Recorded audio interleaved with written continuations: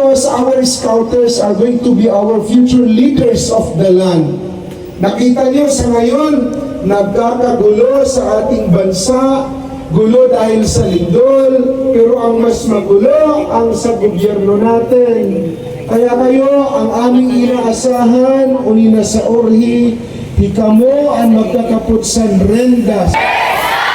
Yun, dapat may power ang mga kababaihan, ang mga Girl Scout. Yan ang adhikain ng ating ina, no? Sa Girl Scout of the Philippines na si Josefa Elianes Escoda.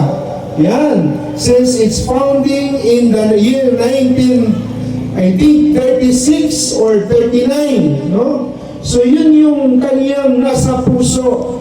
Hindi dahil sa hanggang magsuot ka lang ng uniform ng Girl Scout. Hindi yan. Mayroon tayong Girl Scout Promise and Law. Di ba? So, you will fall at all times.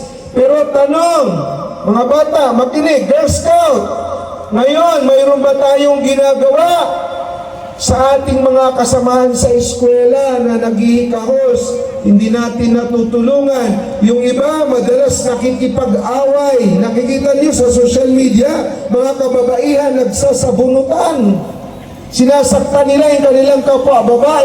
Diba? Yun ang nangyayari sa social media. Kaya dapat hindi ganon ang mangyayari. Ang Girl Scout ay dapat i-honor natin ang karapatan ng mga kapwa niyo kababaihan.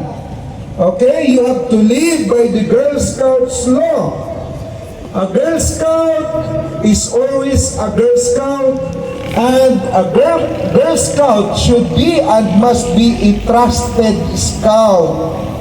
You should be loyal to the self and to your country. You should be helpful.